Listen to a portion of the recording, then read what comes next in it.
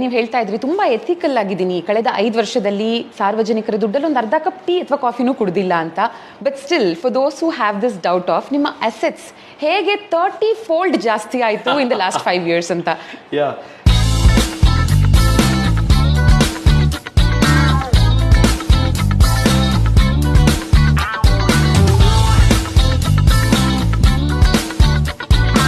So ಇದು actually ಎಲ್ಲ ಈ ಪೇಪರ್ನವರು ಇವರು ಎಲ್ಲ ಈ ಬರೀತಾ ಇದ್ದಾರೆ, ತೇಜಸ್ವಿ ಸೂರ್ಯಾಸ್ ಅಸೆಟ್ಸ್ ರೈಸಸ್ 30 ಪಟ್ಟು ಜಾಸ್ತಿ ಇದು ಅಂತ. ಜನ ಸಡನ್ ಆಗಿ ಹೆಡ್ಲೈನ್ ಓದಿದಾಗ ಸಹಜವಾಗಿ ಅನ್ಕೊಂಡಿರ್ತಾರೆ ಏನಪ್ಪ ರಾಜಕಾರಣದಲ್ಲಿದ್ದಾನೆ, ಹೆವಿ ಕಾಸ್ಟ್ ಮಾಡಿರ್ಬೇಕೇನೋ ಅಂತ.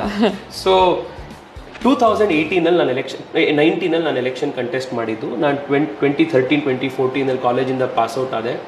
2014 ನಾನು ಲಾ ಪ್ರಾಕ್ಟೀಸ್ ಶುರು ಮಾಡಿದ್ದು ನಮ್ಮ ಸೀನಿಯರ್ ಹತ್ರ. ಅವಾಗ ನಮಗೆ 5,000 6,000 10,000 ಜೂನಿಯರ್ಗೆ ಕೊಡ್ತಾ ಇದ್ದು. ನಾನು 2017 ನಾನು ಲಾ ಫರ್ಮ್ ಶುರು ಮಾಡಿದೆ. ಸೊ ಈಗ ಒಂದು 7 ವರ್ಷ ಆಯಿತು. ಸೊ ಈಗಲೂ ನನ್ನ ಮೇನ್ ಸೋರ್ಸ್ ಆಫ್ ಇನ್ಕಮ್ ನನ್ನ ಲಾ ಪ್ರಾಕ್ಟೀಸಿಂದನೇ ಬರುತ್ತೆ. ನನ್ನ ಜೊತೆ ಒಂದು 5-6 ಜನ ಪಾರ್ಟ್ನರ್ಸ್ ಇದ್ದಾರೆ, ಅವರು ಎವ್ರಿ ಡೇ ಆಪರೇಷನ್ಸ್ ಮೇಜರ್ ಆಗಿ ಅವ್ರು ನೋಡ್ತಾರೆ. So that's my primary source of income. ಅದ್ರ ಜೊತೆಗೆ ಕಳೆದ 5 ವರ್ಷದಿಂದ 1 ಲಕ್ಷ ರೂಪಾಯಿ ತಿಂಗಳಿಗೆ MP ಸ್ಯಾಲ್ರಿ ಬರ್ತಾ ಇದೆ. But what I have done is, ನಾನು 2019 ನಾನು ಈ ಇನ್ವೆಸ್ಟ್ಮೆಂಟ್ಸ್ ಮಾಡೋದ್ರ ಬಗ್ಗೆ, ಸೇವಿಂಗ್ಸ್ ಮಾಡೋದ್ರ ಬಗ್ಗೆ ನಮ್ಮಪ್ಪ ಯಾವಾಗಲೂ ಹೇಳ್ತಿರ್ತಿದ್ರು ಮನೆಯಲ್ಲಿ. ಬಟ್ ನಿಮಗೆ ಕೆಲಸ ಸಿಕ್ಕ ಒಂದು 4 ಕಾಸು ನೋಡಿದ ಫಸ್ಟ್ ವರ್ಷಗಳಲ್ಲಿ ಖರ್ಚು ಮಾಡಬೇಕು ಅಂತಾನೆ ಅನ್ಸುತ್ತೆ ನಿಮಗೆ. ಆಗಿನ ಉಳಿತಾಯ, ಸೇವಿಂಗ್ಸು, ಇನ್ವೆಸ್ಟ್ಮೆಂಟು ಇದೆಲ್ಲ ಇನ್ನೂ ಬಂದಿರಲ್ಲ. ಸೊ ನಾನು ಸಹಜವಾಗಿ ಅದೇ ಥರ ಉಡಾಯಿಸಿದ್ದೆ. ಏನೇನು ದುಡ್ಡು ಬಂದಿತ್ತು ಯಾವುದು ಸೇವ್ ಮಾಡ್ದಲೆ, ಯಾವುದನ್ನು ಇನ್ವೆಸ್ಟ್ ಮಾಡ್ದಲೇ ಇಲ್ಲ. But then I realise it is very important to plan your finances. So ನನ್ನ ಹತ್ರ ಮೆಡಿಕಲ್ ಎಮರ್ಜೆನ್ಸಿಗೆ ಮೆಡಿಕಲ್ ಇನ್ಶೂರೆನ್ಸ್ ಇರಲಿಲ್ಲ. ಮೆಡಿಕಲ್ ಇನ್ಶೂರೆನ್ಸ್ ತಗೊಂಡೆ. ತುಂಬಾ ಜನಕ್ಕೆ ಮೆಡಿಕಲ್ ಇನ್ಶೂರೆನ್ಸ್ ಇರಲ್ಲ. ಸೊ ನಾನು ತುಂಬಾ ಜನಕ್ಕೆ ಹೇಳ್ತೀನಿ, ಫಸ್ಟ್ ಮೆಡಿಕಲ್ ಇನ್ಶೂರೆನ್ಸ್ ಒಂದು ತಗೊಳ್ಳಿ. ನಾಳೆ ಏನೋ ಹೆಚ್ಚು ಕಡಿಮೆ ಆಯಿತು ಅಂತಂದ್ರೆ ಔಟ್ ಆಫ್ ಪಾಕೆಟ್ ಎಕ್ಸ್ಪೆನ್ಸಸ್ ಆಗಬಾರ್ದು, ಮೆಡಿಕಲ್ ಇನ್ಶೂರೆನ್ಸ್ ಇರಬೇಕು. ಮೆಡಿಕಲ್ ಇನ್ಶೂರೆನ್ಸ್ ತಗೊಂಡೆ. ನೆಕ್ಸ್ಟು ಒಂದು ಟರ್ಮ್ ಇನ್ಶೂರೆನ್ಸ್ ತಗೊಂಡೆ. ಏನಾದರೂ ಆಕ್ಸಿಡೆಂಟ್ ಆಯಿತು, ಮತ್ತೊಂದಾಯಿತು ಅಂತಂದರೆ ಅಪ್ಪ ಅಮ್ಮಂಗೆ ಡಿಪೆಂಡೆನ್ಸಿಗೆ ಒಂದು ಇದಾಗಬೇಕು ಅಂತ. 3ನೇದು ಇನ್ವೆಸ್ಟ್ಮೆಂಟ್ಸ್ ಬಗ್ಗೆ ಪ್ಲಾನ್ ಮಾಡಿದೆ.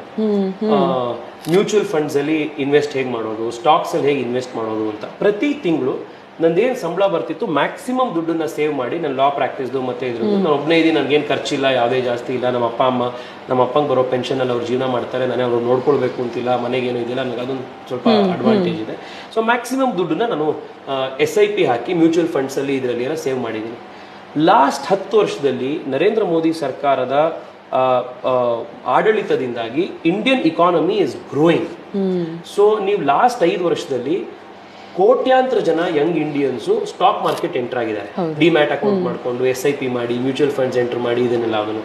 So as a result last 10 ವರ್ಷದಲ್ಲಿ ನಮ್ಮ ಸ್ಟಾಕ್ ಮಾರ್ಕೆಟ್, ನಮ್ಮ ಕ್ಯಾಪಿಟಲ್ ಮಾರ್ಕೆಟ್ಸ್ ತುಂಬಾ ಬೆಳೆದಿದೆ. ಸೊ ನಾನು ಹೆಚ್ಚು ಕಡಿಮೆ 1-1.5 ಕೋಟಿ ಏನು ಸೇವ್ ಮಾಡಿ ಇನ್ವೆಸ್ಟ್ ಮಾಡಿದ್ದೀನಿ, ಅದರ ಮಾರ್ಕೆಟ್ ವ್ಯಾಲ್ಯೂ ಇವತ್ತು 4 lakh rupees, 4 crore rupees ಇದೆ. ಸೊ ನಾನು 2019 ಎಲೆಕ್ಷನ್ ಕಂಟೆಸ್ಟ್ ಮಾಡಿದಾಗ ನನ್ನ ಹತ್ರ ಇದ್ದಿದ್ದು 13 ಲಕ್ಷ ಇತ್ತು. ಸೊ 13 ಲಕ್ಷ ನಾನು ಡಿಕ್ಲೇರ್ ಮಾಡಿದ್ದೆ.